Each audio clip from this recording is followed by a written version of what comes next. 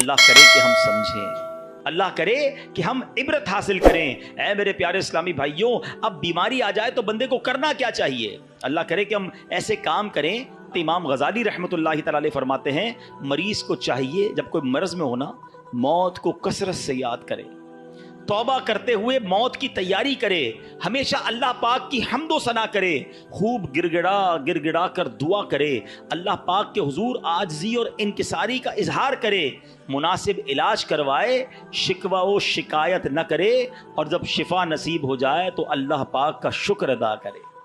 یہ بیماری میں کرنا چاہیے. ہم کیا کرتے ہیں, او ہو بڑا سر میں درد ہے, بڑا پیٹ میں درد ہے, بس یار بہت پریشان, اتنا شکوہ, اتنی شکایت. اچھا سب کو بتانا ہے, کیا کوئی علاج کر دے گا ہمارا؟ شفا دینے والی ذات کس کی ہے؟ تو اللہ سے بات کرے نا. لوگوں کو کیوں بتاتے پھرتے ہیں؟ اس سے گویا, اب بڑی تصوف والی بات کرنے جا رہا ہوں, تھوڑی باریک بات ہے, سمجھیے گا. حضرت رابعہ بصریہ بہت بڑی ولیہ گزری ہیں رضی اللہ تعالیٰ عنہ. ایک بندے کو دیکھا, اس نے سر پہ پٹی باندھی ہوئی تھی. تو حضرت رابعہ نے کہا کہ سر پہ پٹی کیوں باندھی ہے؟ کہا حضور سر میں بہت درد ہے. آپ نے فرمایا آج تم بیمار ہو تو درد کی پٹی باندھی ہے, جب صحت میں تھے تو صحت کی پٹی باندھی تھی. بات بہت باریک ہے, سمجھدار آدمی اس بات کو پکڑ لیں گے. یعنی تمہیں آج اللہ نے کچھ دنوں کے لیے بیمار کیا تو سارے جہان کو بتا رہے ہو کہ اللہ نے بیمار کیا, درد کی پٹی باندھی.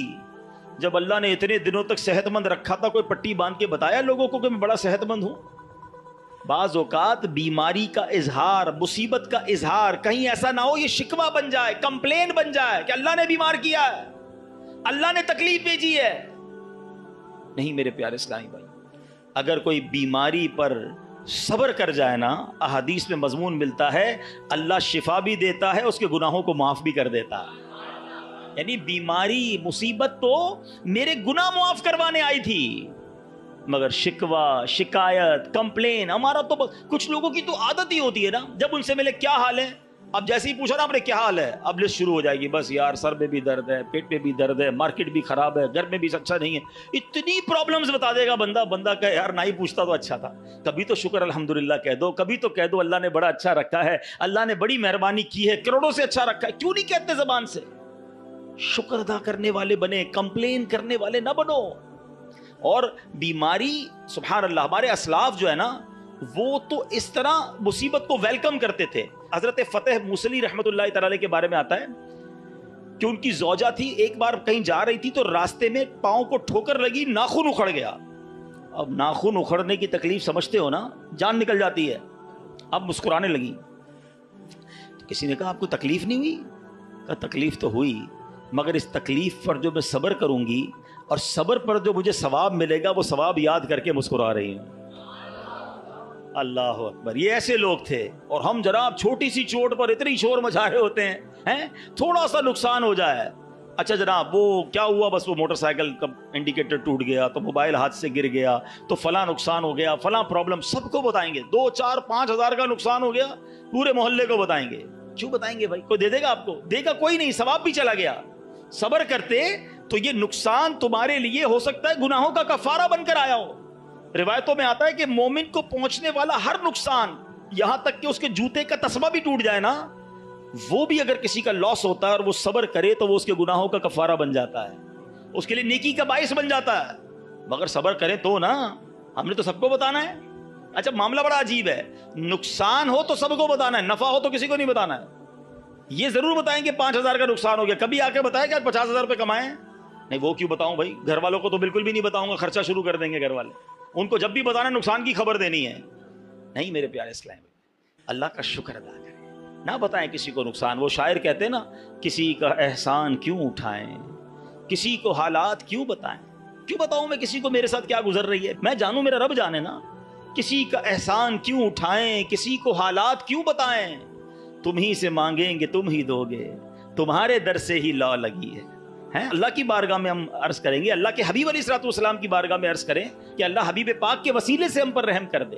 لیکن یہ دنیا والوں کو نہ بتایا کرو, اور خاص طور پہ بیماری, اس میں تو زیادہ توبہ استغفار کرنا. دیکھیں اگر کہتے ہیں نا مائنڈ سیٹ ہو نا عبرت لینے کا, پرابلم یہ مائنڈ سیٹ نہیں ہے. ہمیں میسج ملتا ہے, ہم اس کو میسج کو لیتے ہی نہیں ہیں. ہم کہتے ہیں نہیں یار نارمل سی بات ہے.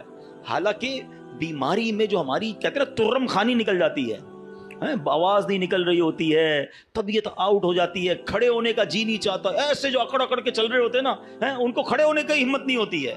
ये पैगाम है कि ये तेरी औकात है, बिस्तर से बंदा खड़ा नहीं हो सकता। ऐसी ऐसी बीमारियां होती हैं, हम सबके साथ ऐसा हुआ होता है कि यार पैरों में जान नहीं होती। माशाल्लाह 5 वक्त का नमाजी होता है, बाज़ औक़ात ऐसा बीमार होता है कि खड़े होकर नमाज नहीं पढ़ सकता, उसको कुर्सी पे बैठ के नमाज पढ़नी पड़ती है। उस वक्त एहसास होना चाहिए कि जब पैर पे खड़ा होता हूं तो ये मेरे रब की कुदरत खड़ा करती है। अब खड़े होके अकड़ना नहीं है, अब खड़े होके रोब नहीं जमाना लोगों पर, जुल्म नहीं करना इन हाथों और पैरों से। आजजी इनकिसारी के मौला खड़ा किया, वो भी तूने ही किया है। बोलने की ताकत दी तूने ही दी। अरे खाने को जी नहीं चाहता, बोलने को जी नहीं चाहता, जब तबीयत खराब हो मुंह कड़वा हो जाता है।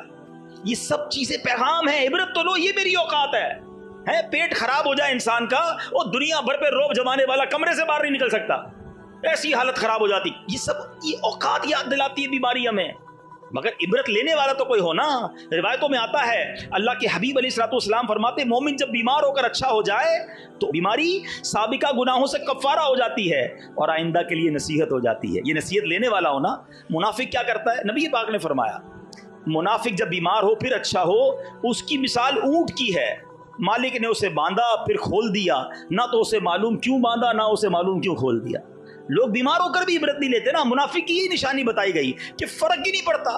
तो ऐ काश हमें अपनी बीमारियों से, अपनी मुसीबतों से सबक लेना मिल जाए कि सब्र जाना है। यही बात जो मैं कर रहा हूँ ना, हजरत मुफ्ती अहमद यार खान नईमी ने इस हदीस पाक के तहत क्या लिखा।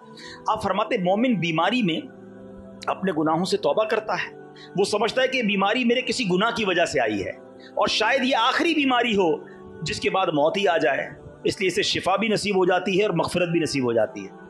अच्छी सोच लाता है ना, तौबा करता है। अब मुनाफिक क्या करता है, फरमाया गाफिल इंसान मुनाफिक ये समझता है कि मैं तो फलां वजह से बीमार हूँ, रात को गया था दावत में, वो गलत किस्म का खाना खा लिया इसलिए पेट खराब हो गया, मैंने ड्रिंक पी ली तो गला खराब हो गया। वो कोई ना कोई असबाब ढूंढ रहा होता है, ये नहीं सोचता अल्लाह ने भेजी बीमारी और बस अब थोड़ी सी दवा वगैरह पीऊंगा, फला हवा चल रही है आजकल, फ्लू चल रहा है इसलिए बीमार हो गया हूं, बस अब जब ठीक हो जाओगा दवा से तो कहेगा वो दवा खाई थी तो ठीक हो गया।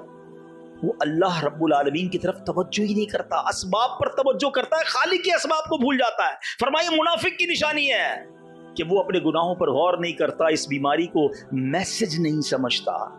तो है मेरे प्यारे इस्लाम में, मुझे अच्छी तरह अंदाजा है, मैं जब ये बयान की तैयारी कर रहा था ना, मुझे अंदाजा था कि ये बयान इतना इंटरेस्टिंग बयान नहीं होगा। शैतान है ना, हमें मौत की बात करना भी बोरियत हो सकता है, किसी को बोरियत भी हो रही हो यार ये कौन सा टॉपिक लेके आ गए हैं, लेकिन वही बात है, अगर हम बात नहीं करेंगे तो समझेंगे कब, इसको रियलाइज कब करेंगे, इसके बारे में तैयारी कब करेंगे। हम सबने मरना है। और एक बात याद रखो मेरे प्यारे इस्लामी भाइयों, इस दुनिया में मैं और आप एक तरतीब से आए हैं। पहले कौन आया, मेरे दादा है, आपके भी दादा है ना, फिर आपके वालिद साहब आए, फिर हम आए, फिर हमारे बच्चे आए, फिर उनके बच्चे आएंगे, ऐसा ही है ना, एक सीक्वेंस है। मगर जाने की ये सीक्वेंस हो ये जरूरी नहीं है। दादा मौजूद होता है और पोता कब्र में चला जाता है, बाप मौजूद होता है और बेटे का जनाजा हो रहा होता है, ऐसा है ना, आपने भी देखा है ना। कब्रिस्तान जाया करो ना, आपको 70 साल की उम्र की भी मुर्दे की कब्र मिलेगी और 20 साल के नौजवान की कब्र भी मिलेगी, 5 साल के बच्चे की कब्र भी मिलेगी। इसका मतलब क्या हुआ कि मौत आने के लिए कोई उम्र की गारंटी नहीं है, कोई लिमिट नहीं है, कभी भी आ सकती है। बचपन से एक शेर सुन रहे हो ना, आगाह अपनी मौत से कोई बशर नहीं, सामान 100 बरस का है, पल की खबर नहीं। कुरान क्या कहता है सुनो, यही बात कुरान मजीद ने कैसे समझाई है। अल्लाह कुरान पाक में फरमाता है, या अय्युहल इंसानु इन्नका कादिहुन इला रब्बिका कदहन फमुलाकी। अल्लाह फरमाता है, ए आदमी बेशक तुझे अपने रब की तरफ यकीनी दौड़ना है, फिर उससे मिलना है। हजरत फुज़ैल रहमतुल्लाहि तआला ने एक शख्स से बड़ा कमाल का सवाल किया, तुम्हारी उम्र कितनी होगी? कहा 60 साल। फरमाया 60 साल से तुम अल्लाह पाक की तरफ सफ़र कर रहे हो, अनकरीब उस वक्त पहुंच जाओगे। ये मैं और आप जो चल रहे हैं ना, कोई 30 साल 40 साल 50, हम सफ़र कर रहे हैं, अल्लाह के पास जा रहे हैं। एक्चुअली ये ट्रेवल है। अल्लाह कह रहा है कुरान में, ए आदमी बेशक तुझे अपने रब की तरफ यकीनी दौड़ना है, फिर उससे मिलना है। कि तुम्हारा सफर जारी है, थोड़े दिनों बाद मिल लोगे अपने रब से। साहबी रसूल हजरत अबू दरदा रदी अल्लाह तआला फरमाते हैं, तुम्हारी जिंदगी दिनों का मजमुआ है, मेरी और आपकी जिंदगी जो है ना वो डेज का मिक्सचर है। जब एक दिन गुजर गया तो तुम्हारी जिंदगी का एक हिस्सा पूरा हो गया। کسی سمجھدار آدمی کا قول ہے آدمی اس دنیا پر کیسے خوش ہو سکتا ہے جبکہ یہاں دن مہینوں کو، مہینے سالوں کو، اور سال زندگی کو کم کرتے چلے آ رہے ہیں۔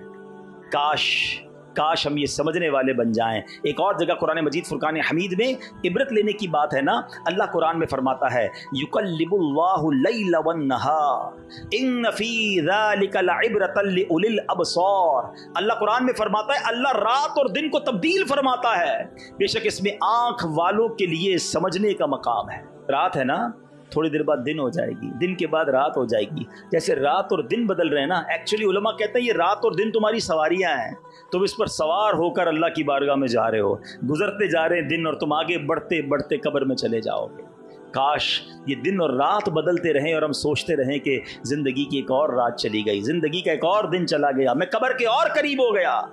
ایک اور جگہ سورہ نازعات میں فرعون اور اس کے لشکر کے غرق ہونے کا واقعہ ذکر کرنے کے بعد رب نے کیا فرمایا؟ ان فی ذلک لعبرۃ لمن یخشی، بے شک اس میں ڈرنے والوں کے لیے ضرور عبرت ہے۔ اولی الابصار، غور و فکر کرنے والے، نگاہ عبرت رکھنے والے، جگہ جگہ قرآن میں اللہ نے فرمایا کہ عبرت رکھنے والوں کے لیے اس میں عبرت ہے، اس میں پیغام ہے، اس میں میسج ہے۔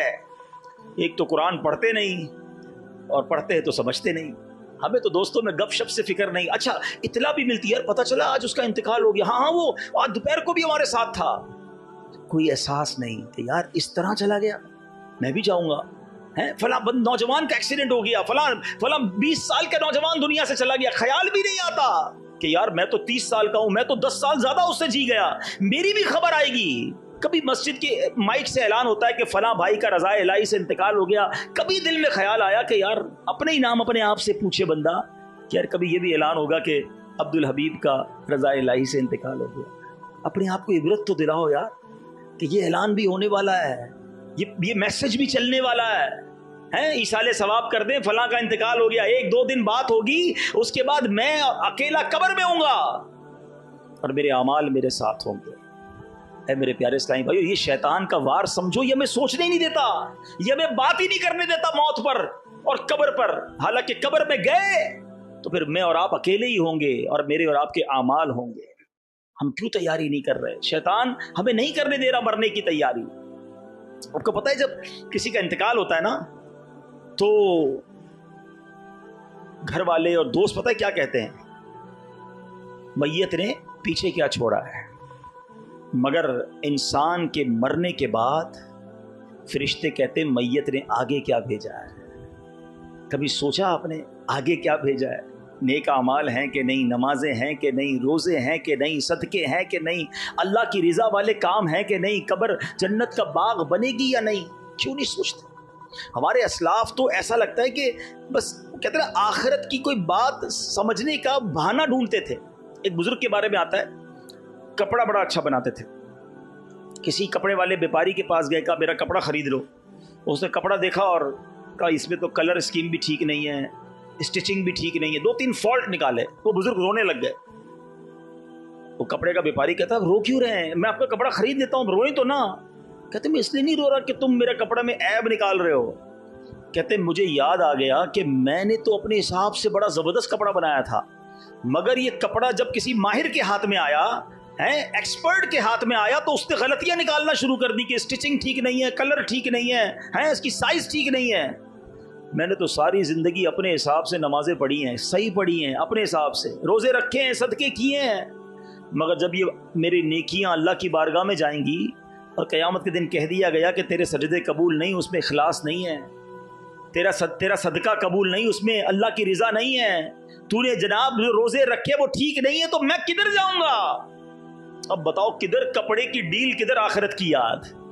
آپ پوائنٹ سمجھ رہے جو میں سمجھانا چاہ رہا ہوں؟ یعنی معاملہ دنیا کا ہوتا تھا، وہ آخرت کو یاد کر کے روتے تھے۔ ہمارے سامنے موت میت پڑی ہے، مگر ہم پھر بھی آخرت کو یاد کرنے کے لیے تیار نہیں، پھر بھی اپنی قبر و آخرت کو یاد کرنے کے لیے تیار نہیں۔ ایک بزرگ کے بارے میں آتا ہے، پہلے حمام جو ہے نا، پہلے کے زمانے میں، ہمارے اب تو گھروں میں حمام ہوتے، پہلے ایسا نہیں تھا، ایک پورے شہر میں 2-4 حمام ہوتے تھے، لوگ ادھر ہی جا کے نہاتے تھے۔ تو ایک بہت بڑے بزرگ وہ حمام پہ گئے، اس نے کسی نے روک لیا، کہا پیسے دو، کہا پیسے تو نہیں ہیں، کہا بغیر پیسوں کے حمام میں نہیں جا سکتے۔ رونے لگ گئے، آخرت کی یاد آ گئی۔ کہا آپ روئیں نا، میں جانے دیتا ہوں، فری میں جانے دیتا ہوں۔ کہا نہیں، اس لیے نہیں رو رہا، کہ یہ حمام تو ایسا ہے جس میں نیک بھی جا کے نہاتا ہے, غریب بھی نہاتا ہے. ہیں تھوڑے سے پیسے نہیں تھے, تم نے مجھے اس کے دروازے پر روک دیا.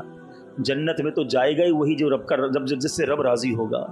اگر جنت کے دروازے پر مجھے روک دیا گیا کہ نیکیاں نہیں, تمہیں نہیں جانے دیں گے, تو میرا کیا بنے گا؟ آپ سوچو یار, ہمارے بزرگان دین کیسے عبرت حاصل کرتے تھے کہ آخرت کی یاد ان کے دلوں میں ایسے ہوتی تھی کہ واقعہ دنیا کا کوئی ہوتا تھا, فکر آخرت کی ستاتی تھی.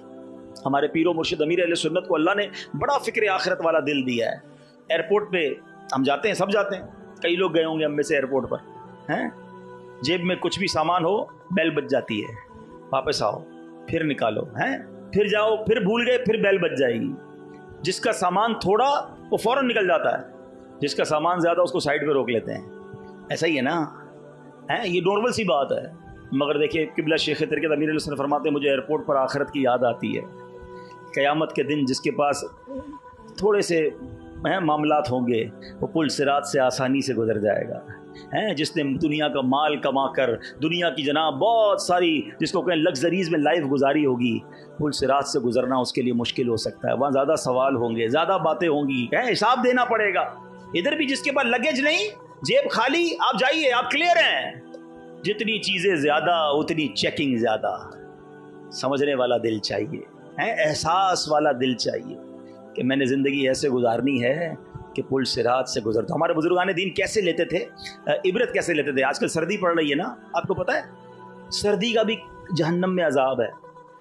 گرمی کا عذاب تو آپ نے سنا ہوگا, سردی کا بھی عذاب ہے. اور ایک ایسی وادی ہے جہاں اتنی ٹھنڈ ہوگی کہ جب مجرمین کو وہاں ڈالا جائے گا تو سردی کی وجہ سے ان کے جسم کے ٹکڑے ٹکڑے ہو جائیں گے.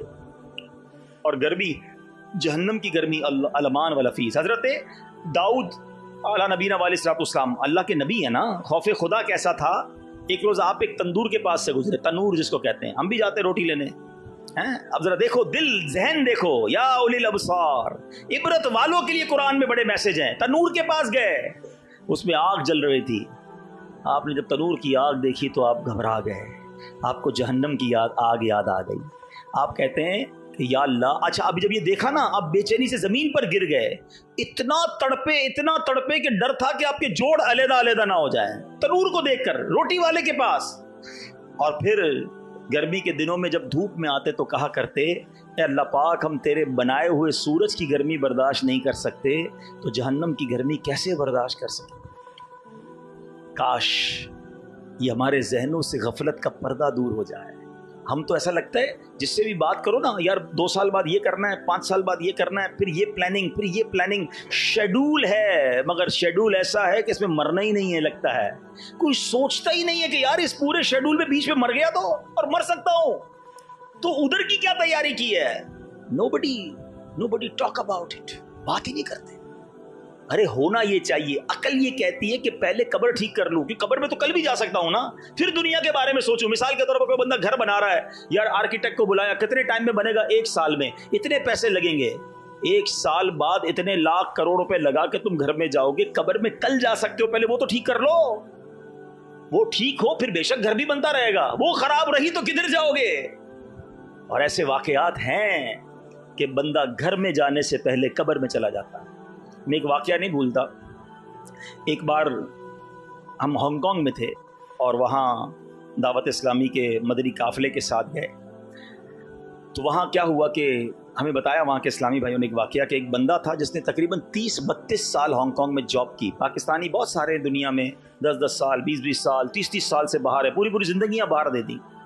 یہاں پیسے بھیجتا رہا, گھر والوں نے ادھر بڑی سی کوٹھی خرید لی. پیسے بہت آ گئے, 30-32 سال میں بندہ کما لیتا ہے باہر جا کے پیسے, اور سمجھتا ہے بس وہی کرنا ہے, ادھر کمانا ہے, پھر بعد میں عیش کرنے. تو ادھر گھر والوں نے اس کے پیسوں سے, اچھا وہ ادھر ہانگ کانگ میں چوکیداری کرتا تھا, چوکیدار کی بھی تنخواہ اچھی ہوتی ہے. بیچتا رہا, یہاں گھر بن گیا اچھا خاصا. اچھا اب بھی نہ آیا تو خود ادھر چوکیداری کرتا تھا, ادھر گھر کے باہر ایک چوکیدار رکھ دیا کہ بھائی گھر کی خیال رکھو, تھوڑے ٹائم اور پیسے کما لوں, پھر ایک ہی ساتھ آؤں گا. 32 سال. اب گھر والوں نے کہا بہت ہو گیا, اب تو آ جاؤ. کہا بس ٹھیک ہے, اب اتنے پیسے ہو گئے کہ بقیہ زندگی مزے کی گزرے گی. سارا سامان پیک کیا, اپنے دوستوں کی دعوت کی, فیئر ویل پارٹی, آج آخری دن, سب مل کے کھائیں گے پیئیں گے موج کریں گے, کل سے میں جا رہا ہوں آل دا وے پاکستان, اب نہیں آؤں گا واپس, خدا حافظ. پارٹی کے دوران اس بندے کو ہارٹ اٹیک ہوا، اسی پارٹی کے دوران اس کا انتقال ہوا۔ جس جہاز میں اس نے اپنا سامان بک کرایا تھا اسی جہاز میں اس کی میت پاکستان آئی۔ جو گھر جو 32 سال باہر رہ کر مزدوری کر کے بنایا تھا، ایک رات اس گھر میں نہیں گزار سکا، گھر میں جانے سے پہلے 2 گز کی قبر کے اندر چلا گیا۔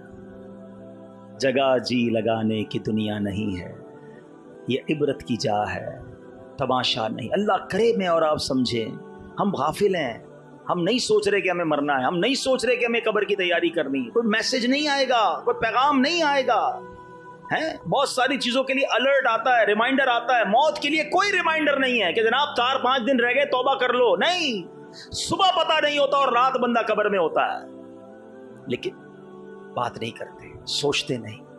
ایک مرتبہ حضرت ملک الموت اللہ پاک کے نبی حضرت داؤد علیہ السلام کی خدمت میں حاضر ہوئے۔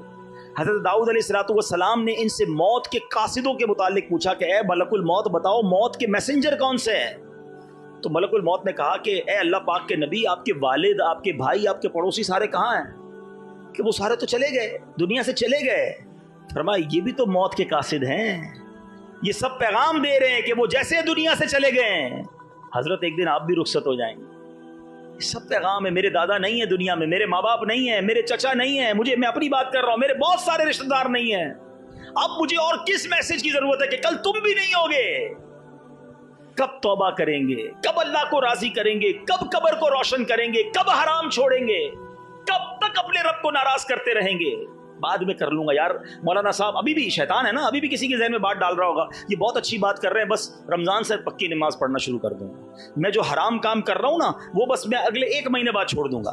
یہ بالکل ٹھیک کہہ رہے ہیں، بس میں جو حرام دیکھنے کی یا معاذ اللہ کو شراب پینے کا اگر عادی مجھے سن رہا ہے، کوئی میری بہن سن رہی ہو، یار یہ جو میں حرام کام، یہ میں حرام کمائی جو کر رہا ہوں، سود کما رہا ہوں یا رشوت کا کام کر رہا ہوں یا ظلم کر رہا ہوں یا بلیک میلنگ کر رہا ہوں یا جناب سوشل میڈیا کے ذریعے حرام ارننگ کر رہا ہوں، تھوڑے دنوں بعد چھوڑ دوں گا۔ بس تمہارے پاس گارنٹی ہے کہ تم زندہ رہو گے توبہ کرنے تک؟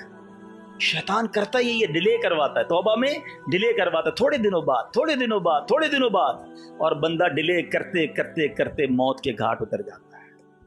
توبہ میں دیر نہیں ہوتی، ابھی کرنی ہے، آج کرنی ہے۔ ڈیلے کرنا یہی تو شیطان چاہتا ہے کہ ہم توبہ میں دیر کریں، آج ابھی۔ اور میرا کریم مولا ایسا کریم ہے کہ بندہ ایک بار سچی توبہ کر لے وہ پچھلے سارے گناہ معاف کر دیتا ہے۔ یہ فارمولہ جو ہے نا اللہ کی رحمت کا، یہ نرالا فارمولہ ہے، دنیا کی کسی عدالت میں ایسا فارمولہ نہیں ہے۔ آپ جرم بھی کریں اور جا کر اقبال جرم کر لیں، کانفیس کر لیں کہ ہاں میں نے کیا جج صاحب، تو جج نے سزا ہی سنانی ہے، مگر میرے رب کی رحمت کے اصول دیکھو کہ بندہ اللہ کی بارگاہ میں حاضر ہو کر کہے یا اللہ گناہ ہو گئے، کر لیے گناہ، ہو گئی خطا، آنکھیں بھی حرام دیکھ چکی، کان بھی حرام سن چکے، اللہ حرام روزی کما لی، زبان سے بھی گناہ کیے، آنکھ سے بھی گناہ کیے، کریم گناہوں کا انبار ہے میرے سر پر، اور اگر مر گیا تو مارا جاؤں گا مولا، بندہ تیرا ہوں، تیرے سوا کون ہے میرا؟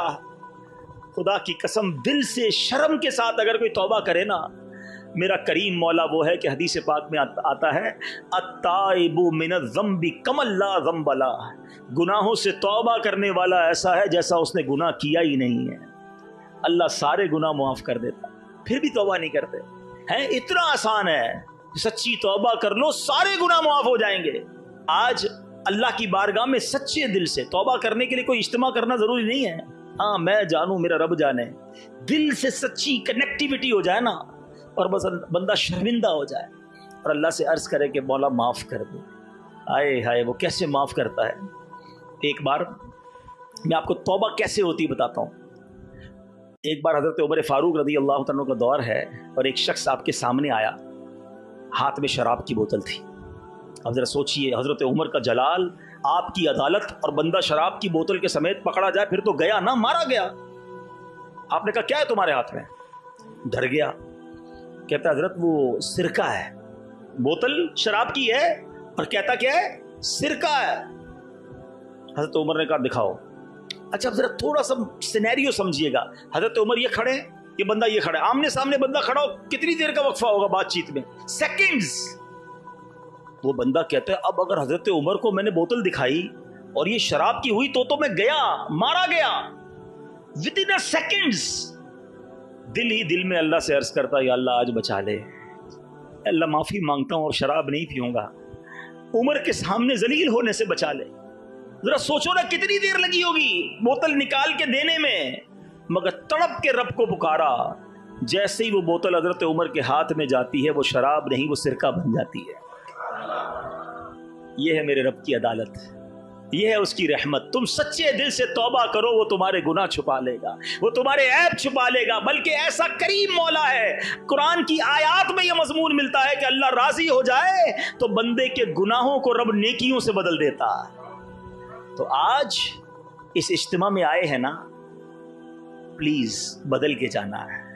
जैसे आए हैं वैसे नहीं जाना है। मुझे कोई बताए, मुझे जरूरी नहीं है कोई बताए कि मेरे अंदर क्या बुराई है, सब पता है, आपको भी पता है। हाँ, जो हराम कमाता है उसको पता है मैं हराम कमाता हूँ, जो नमाज छोड़ रहा है उसको पता है मैं नमाज छोड़ रहा हूँ, जो झूठ बोलता है उसको पता है मैं झूठ बोल रहा हूँ, जो हराम देखता है छुप छुप कर उसे पता है मैं हराम देख रहा हूँ। बताने की जरूरत नहीं है, सब पता है हमको।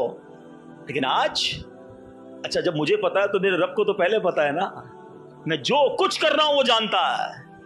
तो आज अल्लाह से माफी मांग के जाना, किस बात का इंतजार है? फिर तौबा में ताखीर क्यों है? कुरान पुकार पुकार कर कह रहा है, सुनो कुरान क्या फरमाता है। पहले तो याद दिलाया, कुरान कहता है हर जान मौत का मजा चखने वाली है और कयामत के दिन तुम्हें तुम्हारे अजर पूरे दिए जाएंगे। नेकियां करोगे उसका अजर भी मिलेगा, गुनाह करोगे खताएं करोगे रब नाराज हुआ उसकी सजा भी मिलनी है। और आगे क्या फरमाया, तुझसे आग से बचा लिया गया, फमन ज़ुहज़िहा अनिन नारी व उदखिलल जन्ना फ़क़द फ़ाज़। फरमाया जो आग से बचा लिया गया और जन्नत में दाखिल कर दिया गया वो कामयाब है। हम कहते नहीं यार, जिसका डिफेंस में 1000 गज का बंगला है ना वो कामयाब, जिसके पास इतनी बड़ी गाड़ी है वो कामयाब है, जिसके इतने फॉलोवर्स हैं वो कामयाब है, जो इतना मशहूर है वो कामयाब है, इतने सारे मुल्कों का विजिट किया वो कामयाब है, फला ओहदे पर पहुंच गया, फला सरबराही मिली वो कामयाब है। मैं और आप कौन होते कामयाबी तय करने वाले? कुरान कहता है जिसे आग से बचाया गया और जन्नत में दाखिल कर दिया गया वो कामयाब।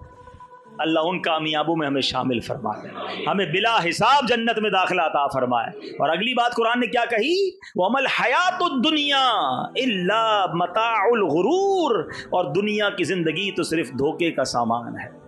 काश काश आज का ये बयान मेरे दिल पर भी असर करने वाला बन जाए, आपके दिल पर भी असर करने वाला बन जाए। वो शायर कहते हैं ना कि जब इस बज़्म से उठ गए दोस्त अक्सर और उठते चले जा रहे हैं बराबर, है फला चला गया, फला चला गया, दोस्त चला गया, क्लास फेलो चला गया, और उठते चले जा रहे हैं बराबर। ये हर वक्त पेशे नजर जब है मंजर, यहाँ पर तेरा दिल बहलता है क्यों कर, जगह जी लगाने की दुनिया नहीं है, ये इबरत की जा है तमाशा नहीं है।